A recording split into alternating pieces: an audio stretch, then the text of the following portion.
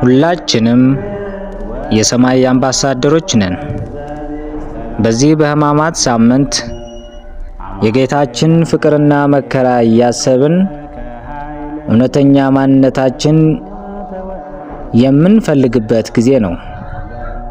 እኔ ክብሮም ይርጋለም የሰማይ አምባሳደርነቴን ኃላፊነቴ ለመወጣት ዛሬ ተነስቻለሁ። ከዛሬ ጀምሮ በዚህ ገጽ እናንተም እኔም ተማሪዎች ሆነን የሰማይን ሕይወት እንለማመዳለን፣ እንማራለን፣ እንቀየራለን። ለሌሎች እንዲዳረስ ፎሎ በማድረግ ቤተሰብ ይሁኑ። ሼር በማድረግም ለሌሎች በረከት ይሁኑ። ዜግነታችን በሰማይ ነውና።